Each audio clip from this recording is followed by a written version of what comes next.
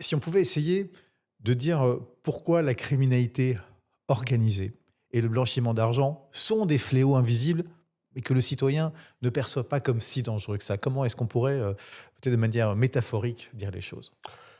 Plus que métaphorique, de manière quantitative. Je pense qu'il faut commencer l'explication du phénomène par quelque chose qui nous échappe complètement, c'est le montant du produit criminel financier. Et pourtant, nous avons, toute une série d'éléments qui nous permettent de le chiffrer approximativement, parce que le principe, c'est la clandestinité.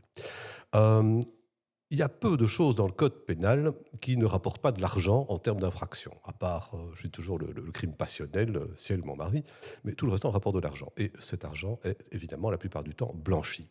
Le blanchiment d'argent, par rapport aux infractions majeures que nous connaissons et actuellement les narcotrafiquants sont très à la mode, hein, si je puis dire, avec notamment tout ce qui se passe dans nos rues, mais il n'y a pas que le narcotrafic. Il y a des tas d'autres infractions qui vont s'ajouter. La cybercriminalité a pris des proportions en termes de produits financiers à faire tourner la tête, la contrefaçon, la fraude fiscale, qu'elle soit simple, grave, organisée, la fraude sociale, le trafic d'organes, le trafic des êtres humains, les escroqueries. Quand on additionne le tout, j'en arrive à un montant qui dépasse très largement les 1 000 milliards par an de produits financiers en Europe et je pense même qu'il faudrait doubler ce montant avec raison.